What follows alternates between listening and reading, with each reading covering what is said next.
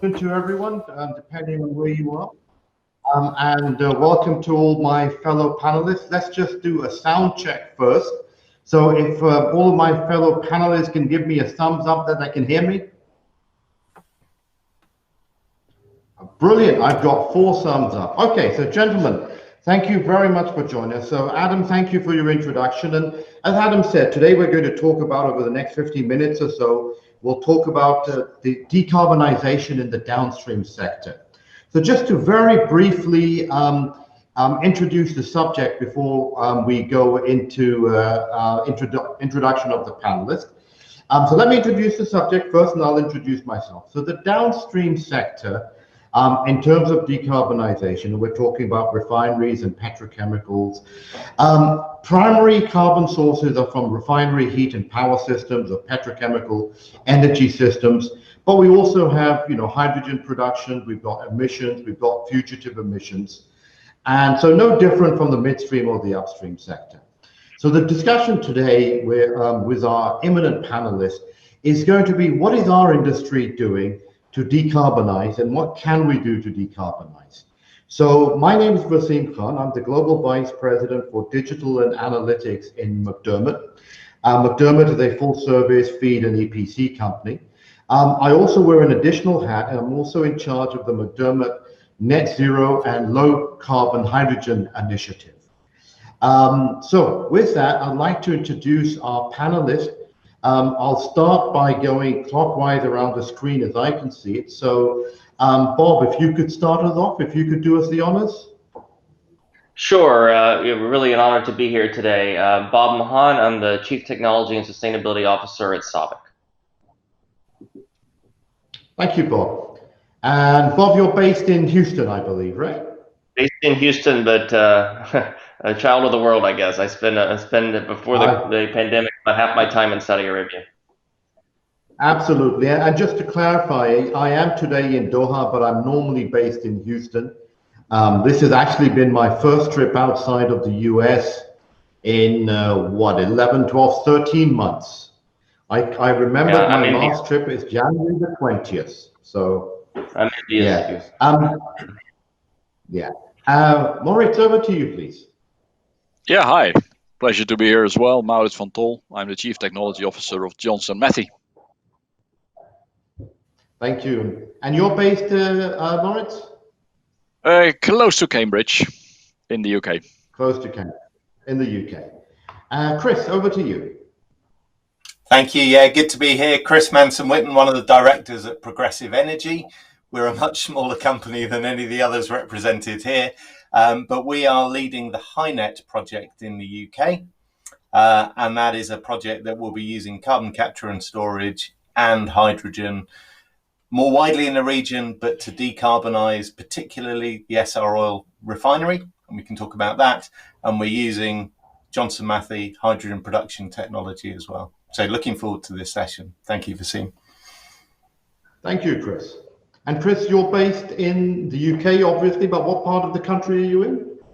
So we've got offices up in the northwest next to the Stanlow oil refinery, but we've also got offices down in Gloucestershire, which is where I'm at. Okay, good. And last but not least, Raahil. Raahil, if you could introduce yourself. Yeah, thank you. Thank you, Vaseem. I'm very pleased to be on this panel today. I am CIO for Essar Oil UK. I have been working for Essar for many years before going out for a few years and then coming back again. So I was involved in the acquisition of the site from Shell to Essar. And I'm based in the northwest England, close to the refinery, so in a small town called Chester. So that's my background. And yes, I have my good partners here already who are working with us on the HyNet, and there is another one which we are working on is Fulcrum, which is from waste to jet oil. Sure. Okay, thank you, gentlemen. So let's kick this off. So, gentlemen, decarbonization is a really hot topic. We read about it on the news, we hear about it on television, on all of the social media, and it seems to have come out of, it's been building up, but it seems to have really taken off over the last couple of years. So if I can just ask you a question, Chris. So Decarbonisation or COP26, energy transition, is this really good economics, or is this really a passing fad? Something if we close our eyes long enough, it will go away.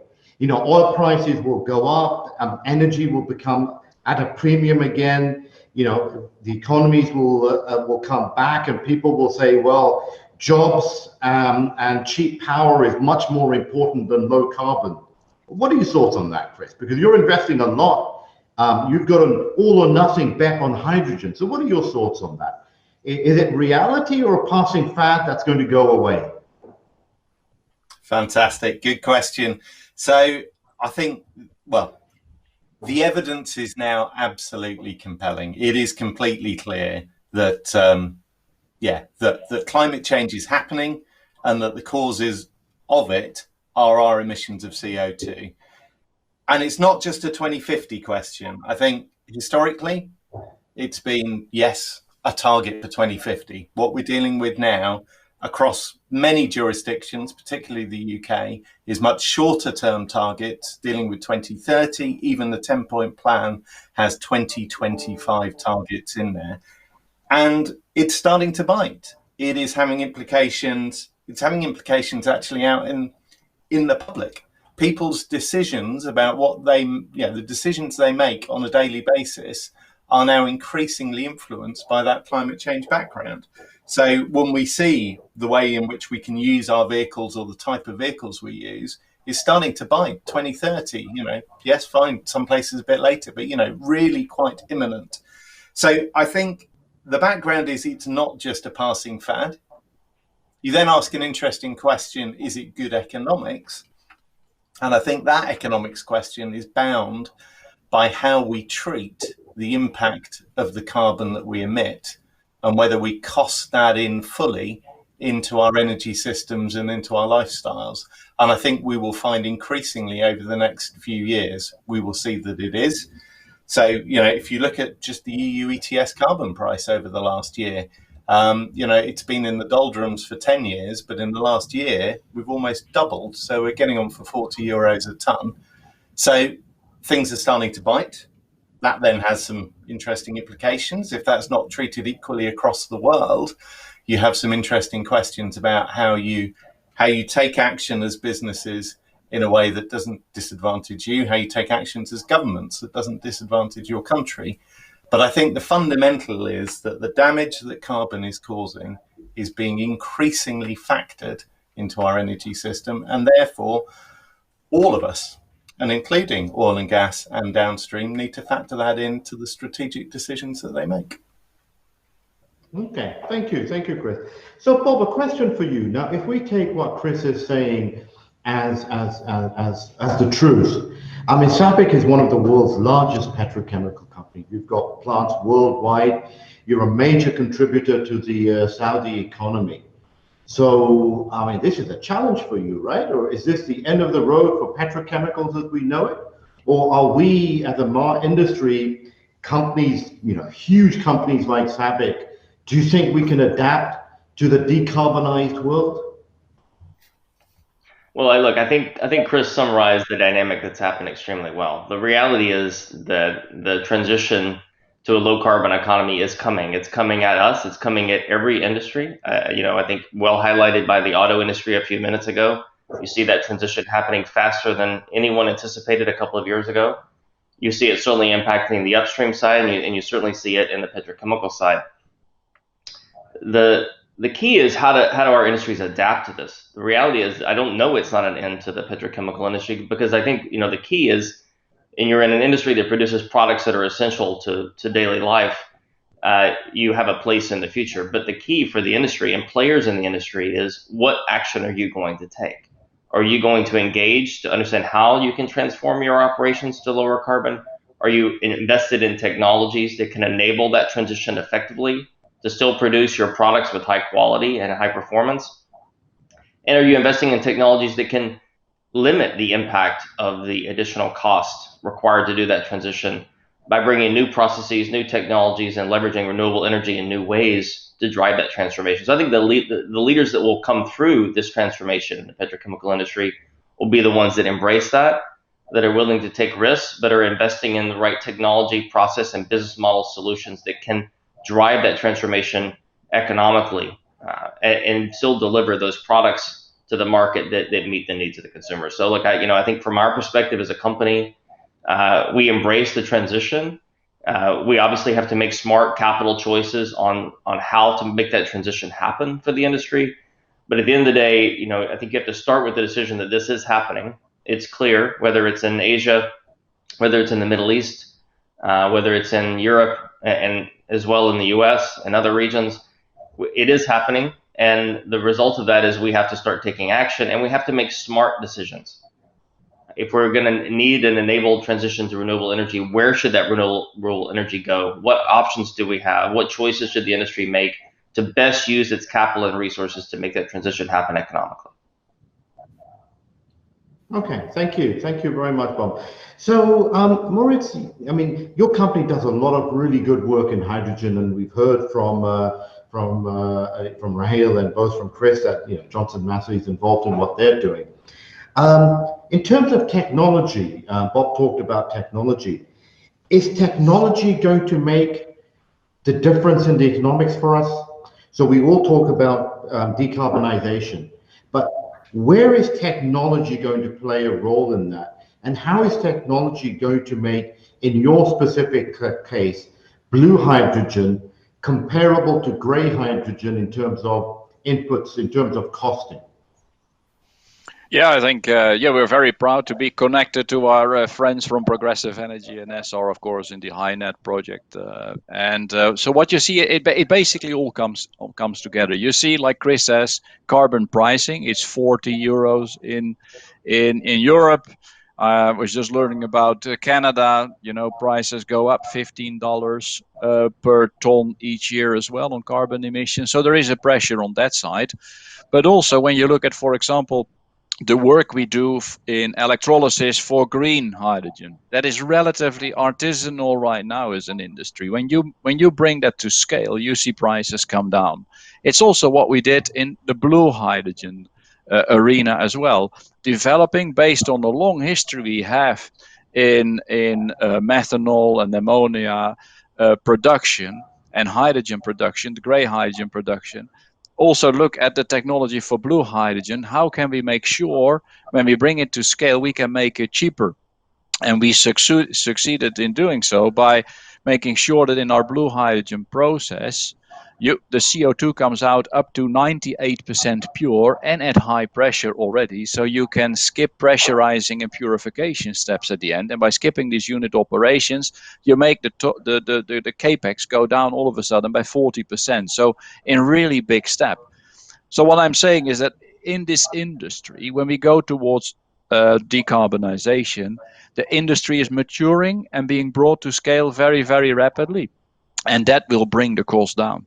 So you have this combination of bringing costs down and carbon prices going up. And then, of course, later on, also when you look at green hydrogen, when that comes to scale 2030 and beyond, where you see, of course, renewable electricity prices go down very rapidly still, it all comes together and makes both sense economically and because of the reduction of climate change. And that's what we all want. Yeah. So technology is a major player here. Okay, so Raahil, well, the two parts of the same question for you. So as an operator, refinery margins can sometimes be razor thin. I mean, can you afford the niceties of decarbonization? And what role do you think digital technology, amongst other technologies, can play in either accelerating or making cheaper, Maurits just talked about technology, talked about the maturity of technology bringing pricing down. But in your view, razor thin margins in the refinery business, can you afford this? And what role does technology play in improving the affordability?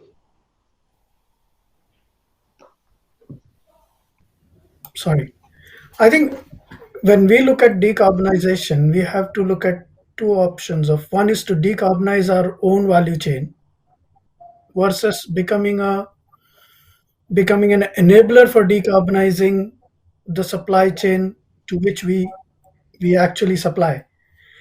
So both of these need very different kind of oversight, and of course digital technologies bring optimization.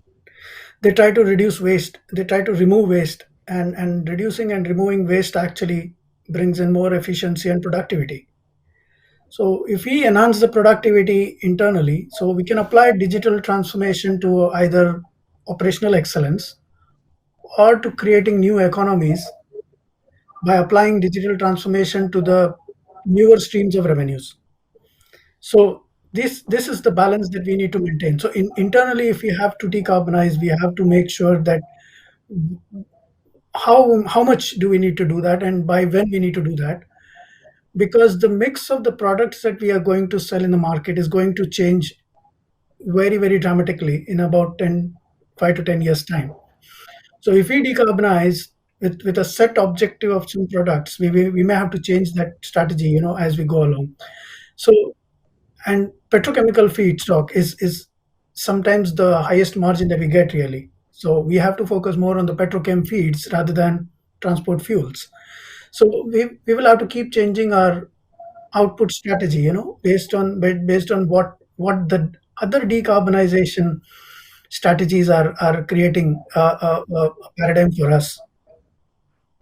On the internal, actually, we have so many areas of looking at digital technologies to improve our energy management, to improve our cost management, from bringing down by having better workflows and reducing the number of people required to run certain processes, and that also helps in terms of reducing the cost of safety. So we have so many such plays actually around how this entire decarbonization will impact our internal as well as external strategies. Yeah. Okay, thank you, thank you.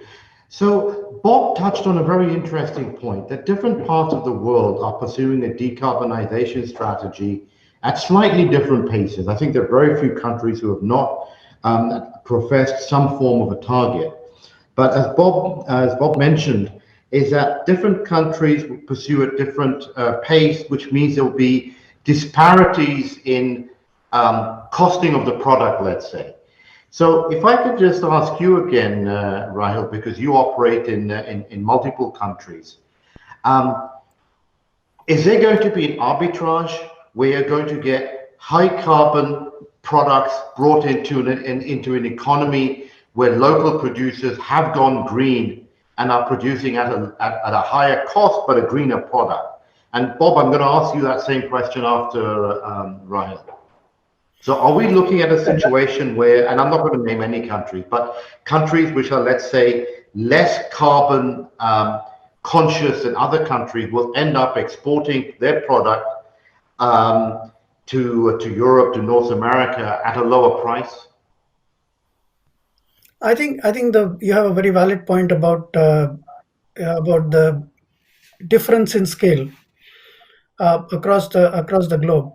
But I don't think there is a lack of consciousness in any country or any region now, because I think in a social world, I think the climate change has become a very prominent, I would say, conversation all across the world because of the social media and other areas.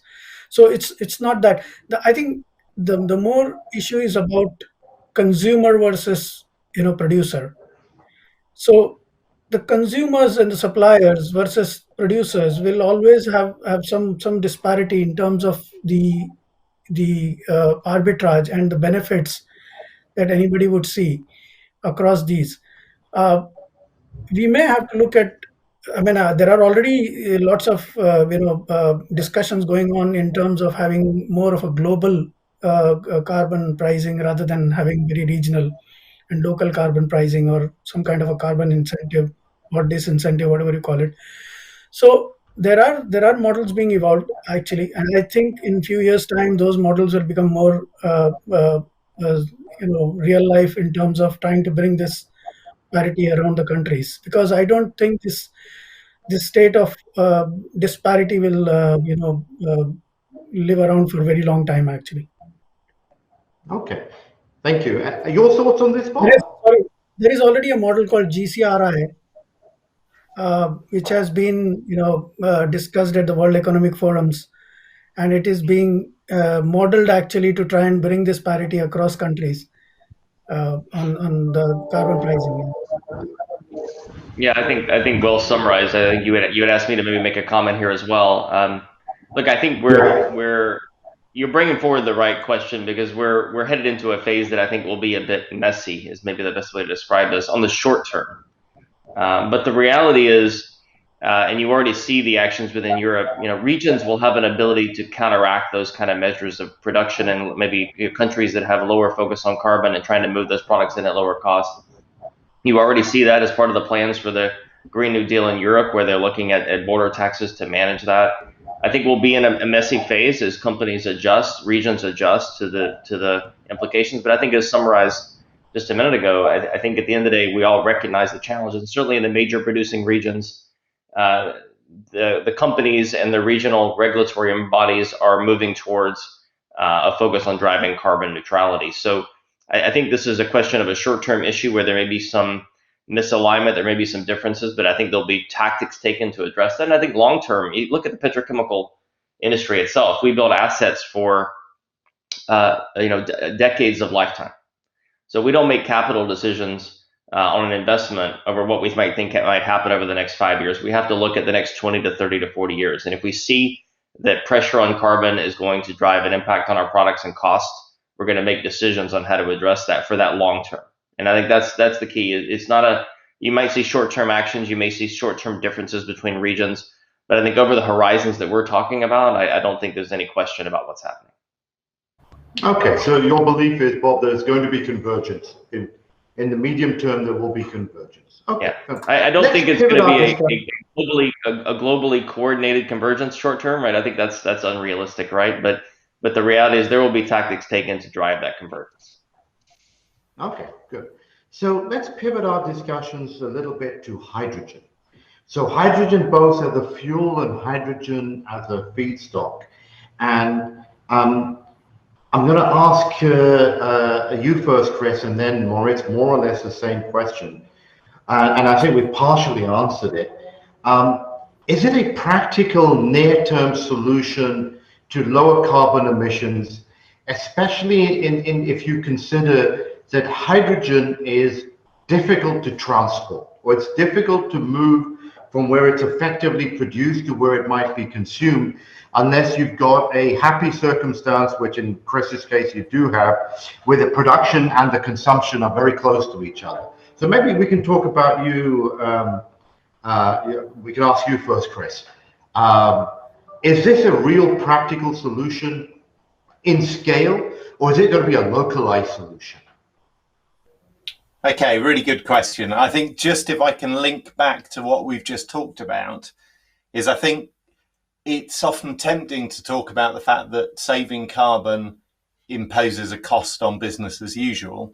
There is the other side of it, which is that actually it helps you, or it helps the creation of new higher value add products, of which hydrogen is one. I mean, if you take natural gas and you take, liquid hydrocarbon fuels, those liquid hydrocarbon fuels are worth, twice as much or more than natural gas. And hydrogen is effectively another potential vector, but a low carbon vector that sits in that kind of high value add category, such as liquid hydrocarbon fuels. So I think there is a real opportunity for businesses there. Now, you are good to ask the question, practically, is it deliverable?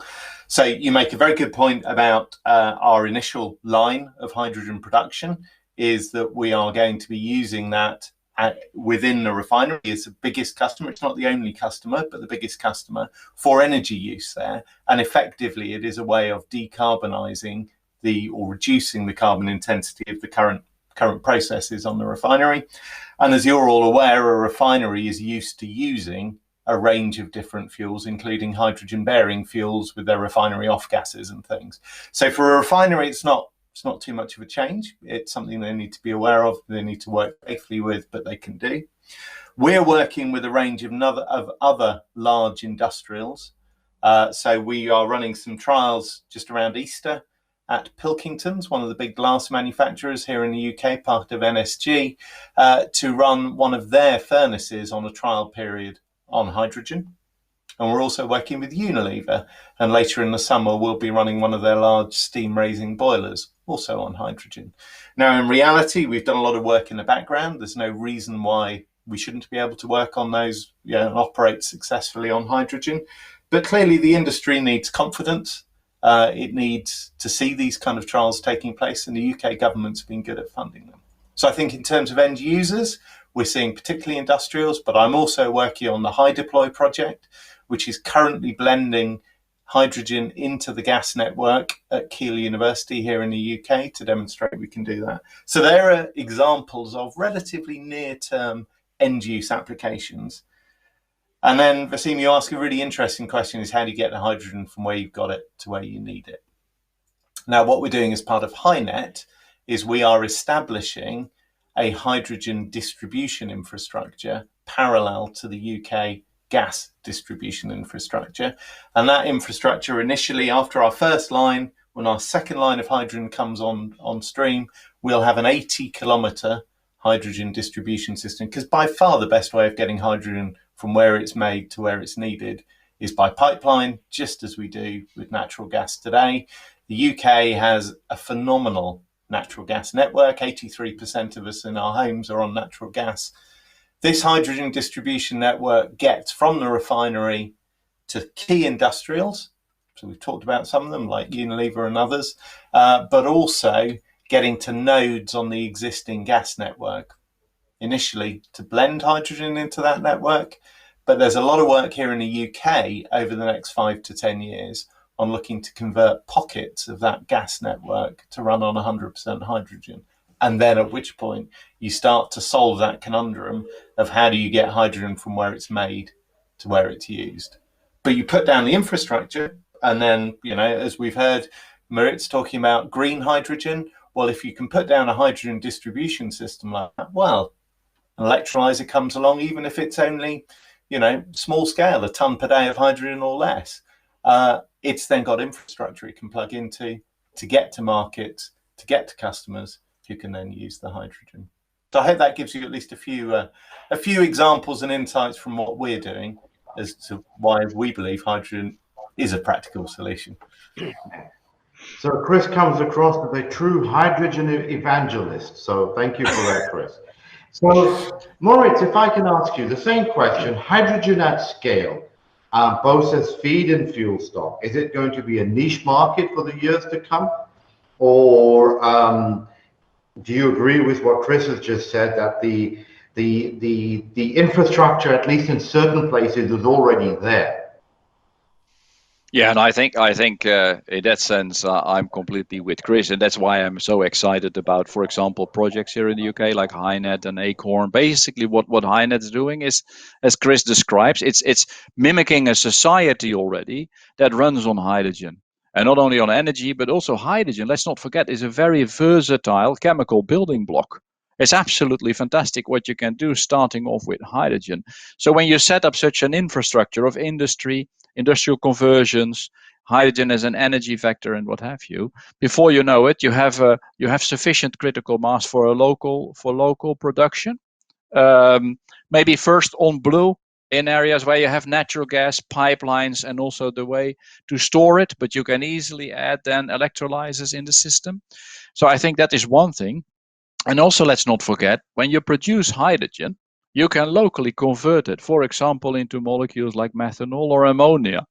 And that's why there is, of course, and these are, again, easily shippable commodities around the world, that you then make green methanol and green ammonia as energy vector. You can ship them. Ammonia is now more and more also being discussed as a fuel, for example, in the shipping industry and what have you.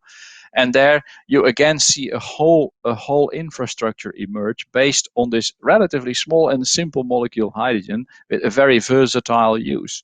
So in that sense, then the next step would even be dedicated production, local for local. For example, a small proton exchange membrane-based electrolyzer that you have close to a fuel station.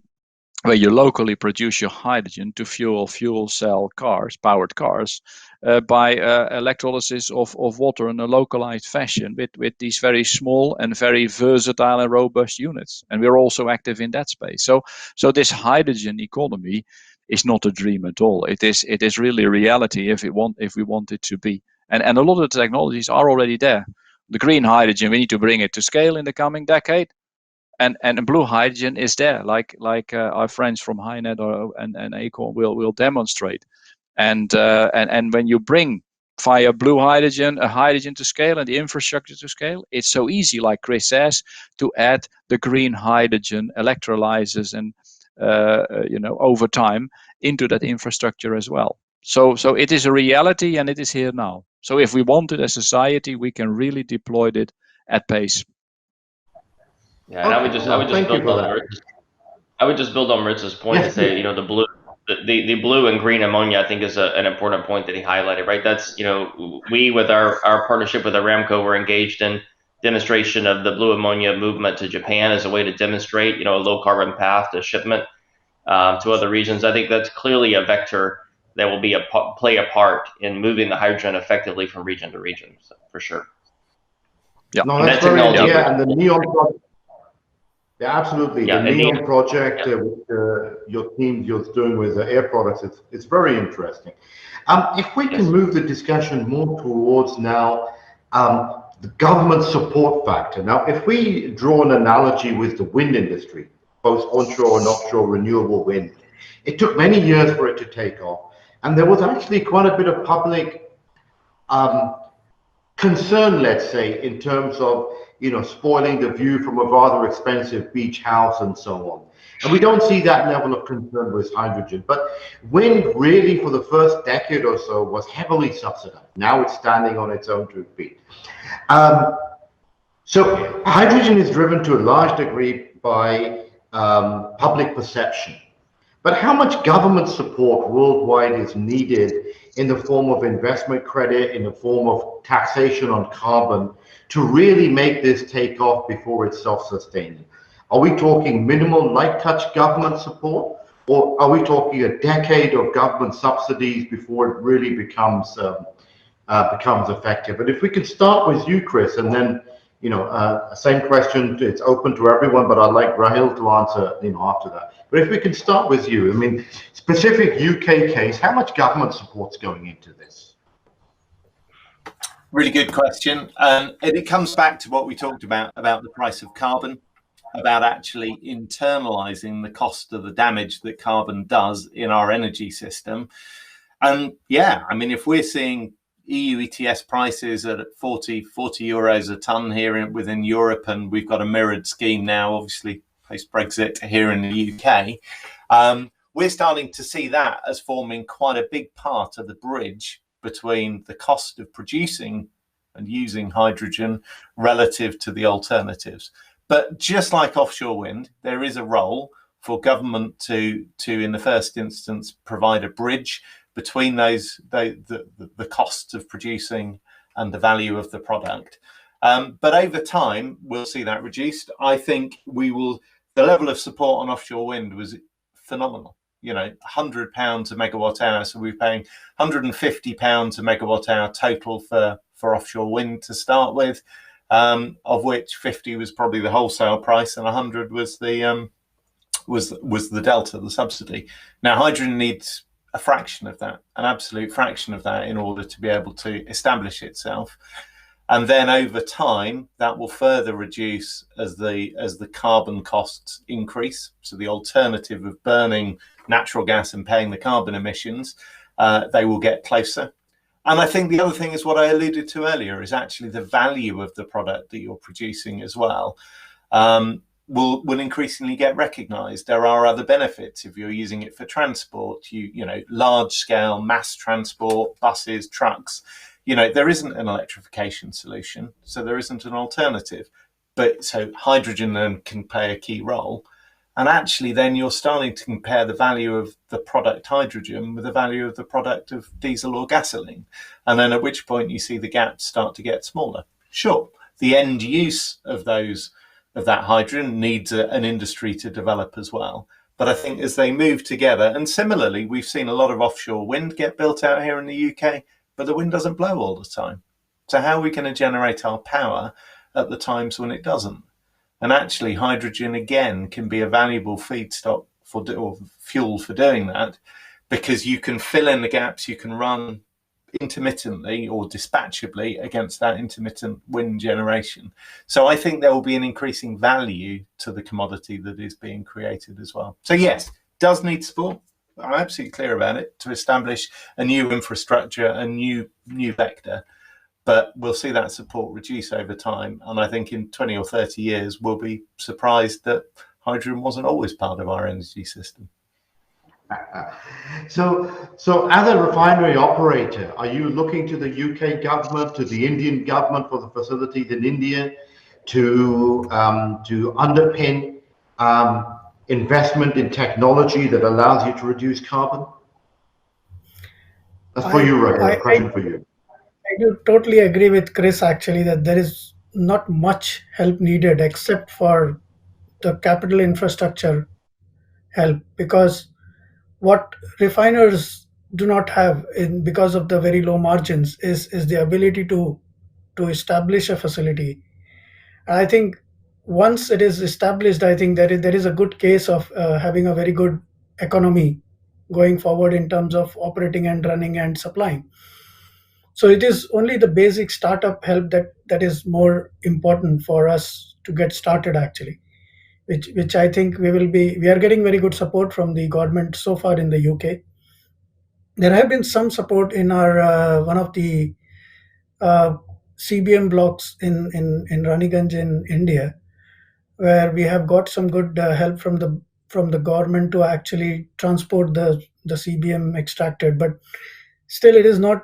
It's you cannot call it a green fuel there, but it's those stages actually where we are seeing some help actually coming from the government to try and build the gas network and help the gas being moved away from the place where it is being produced. So and another point is that since LNG has had much bigger scale of issues in terms of transportation, hydrogen for that matter has got far less actually.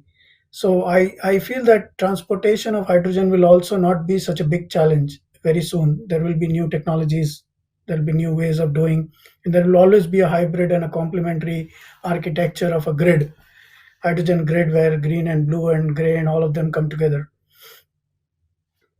Okay, thank you. So Bob, Saudi Arabia, world's largest exporter of crude, or close to the largest, a really major exporter of petrochemical refined products, and yet they also seem to be taking the lead in green products. I mean, you mentioned the NEOM project. Why is that? I mean, one would think that Saudi would be doubling down on producing petrochemicals the old-fashioned way. Is there that level of support in the Saudi system that you can invest millions in green energy?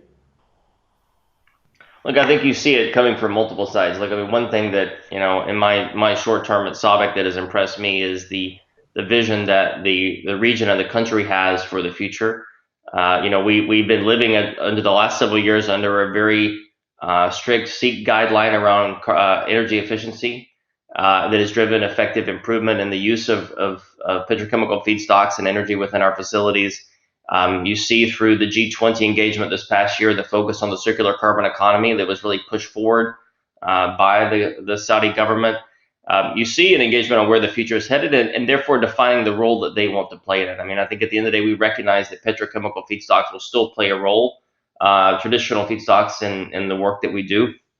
And they will still play a role to some extent in transportation fuels as well. But they see the future, and I think they recognize that they have to make the right investments. And I think clearly, the NEOM investment in hydrogen is a clear case, a test case for them on the role that they can play in the hydrogen economy. I think you see that playing out with Saudi Aramco, with SABIC, with the NEOM project. But from the SABIC side, I think, you have to recognize that we have assets all over the world, right? We have assets in Saudi Arabia, we have assets in Europe and Asia and the Americas. We very much have to play in a global environment and make sure that we're competitive in a global way. And that's, I think, why, as a petrochemical company, that we are focused on driving that change, because we do play in all these different regions, and again, supported significantly in the direction that we're headed by the Saudi government as well. Thank you for that. So let me turn the question slightly on its head for Maurits. Is that hydrogen, as compared to wind, as compared to solar, gets nowhere near the same publicity. I mean, I know we're all relatively middle-aged men, maybe with the exception of Chris. I mean, is our industry not sexy enough? I mean, what's the problem here? Why do everyone talks about wind and solar, and we are sort of, the back page at the bottom corner somewhere? Yeah, I think it is. I think it's because it started relatively late. If you go back, if we take you back about 18 months, who was talking about hydrogen? Yeah, and we have been talking about solar and commercializing it, bringing it to scale for decades, and with wind probably even longer. But I think the realization that hydrogen is going to be a very crucial role came about 1.5 years ago, maybe 2 years ago, when countries more and more started to think about how can we become, what's our journey towards net zero? And then the realization from all the scientists and from governments and institutions that looked at what does it take to decarbonize society, realized that for the last 15-20% of the carbon that we use, to decarbonize industries that are just intrinsically very difficult to decarbonize, heavy industries, cement industries, what have you, it's going to be impossible to do it without hydrogen. So you saw that realization, like hydrogen is an essential part of the solution. And then, of course, combining that with the decrease in electricity prices, renewable electricity, because we put on the ground so much solar and so much windmills, so many windmills, so that the prices go down, that you see that a stimulus is important, but by nowhere near as big as when we started with wind, for example, as Chris already alluded to. And all of a sudden you see that there was this realization, like hydrogen is an essential element for the decarbonization of society, but it's also realistic. We can start, based on blue hydrogen, for example, we can start doing that tomorrow. And I think that has shifted the attention towards hydrogen. And I think looking forward, and if I look at the number of invites we get at Johnson Matthey to speak around hydrogen and what have you, it's booming. And I think the attention for hydrogen will catch up with the attention we'll have for solar and for wind power, for example. Yeah. But it started relatively recent. Yeah. Okay. All right. So we're coming to the end. So I'm going to ask everyone the same question. If I can get just a 2-minute, 3-minute answer so we don't overrun our time. Is there a single technology which is going to transform the petrochemical, the downstream industry in terms of being able to decarbonize? I know Chris's answer, he's going to say hydrogen. So Chris, you can't say hydrogen. But is there a single technology which is going to transform, something which really can make a difference? Or is it going to be a series of incremental changes which we string together to make a difference? So, Bob, if we could start with yourself. Yeah, I'll start, and for Chris's benefit, I'm not going to say hydrogen either, so he certainly won't be able to say hydrogen. I'll end with just this comment, because we spent a lot of the time talking about hydrogen. I think when I give my presentation here in a minute, you'll see it may be a different twist. Hydrogen will clearly play a role, but the reality is the biggest emitters in the petrochemical industry are the production of olefins, methanol, and ammonia. So basically reformers and crackers. And so the generation, I'll just simplify it for everyone, the generation of heat with electricity is going to be the game changer that decarbonizes the chemical industry. Certainly hydrogen will play a role in that, but the reality is electrification with renewable energy is the path that provides you the greatest approach to significantly reduction in carbon emissions. Okay, thank you. Maurits, same question for you. Yeah, we discussed a lot about hydrogen, so we will not do that again. So the first one, I agree with Bob, very important, of course, electrification of industry based on renewable electricity. Another thing is, of course, because we can do it in many geographies short term, is, of course, carbon capture and storage. make sure that we utilize these possibilities to the max, because that's at least something we can also do on the very, very short term. And then the next thing is, of course, hydrogen and the combination of carbon capture and storage or green hydrogen production.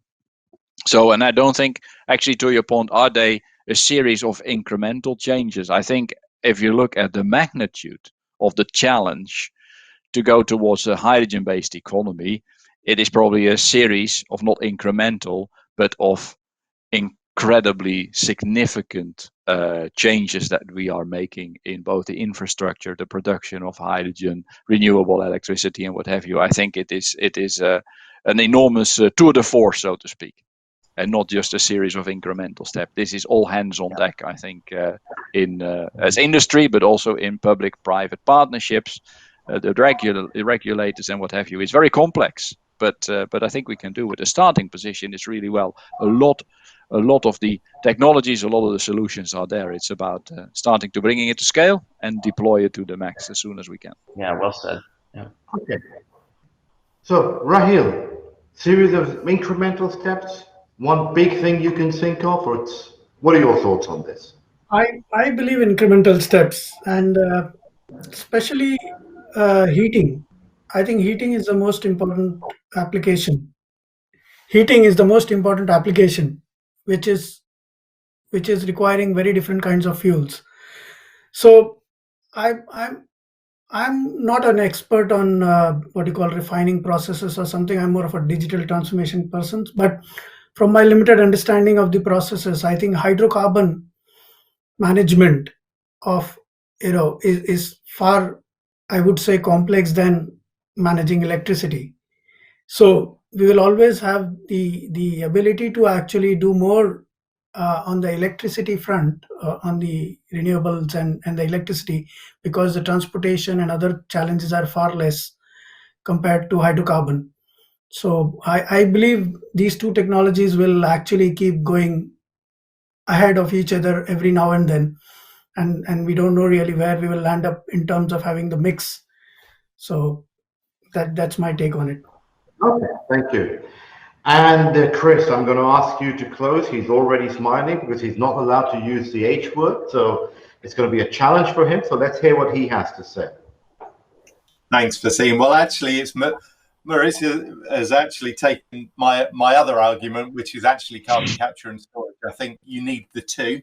I think you do need hydrogen. You do need. I think if there is a game changer in the short term, it is carbon capture and storage. The benefits of fossil resources that they give us, finding a way of utilizing them, but whilst actually being responsible with the carbon is important. So I'll throw a new one in there as well. We hear a lot of talk, particularly when we think about the aviation sector, how are we going to get our hydrocarbon molecules into that sector, taking waste products to various liquid fuels or potentially to hydrogen, I think will be important.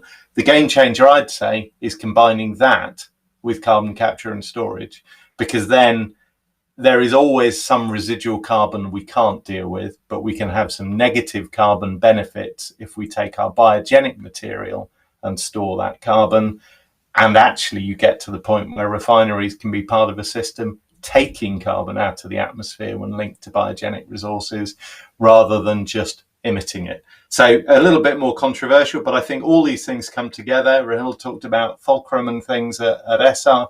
That's an example of where potentially CCS, hydrogen, and negative emissions could all come together to give us a really good carbon outcome. Very much, Chris.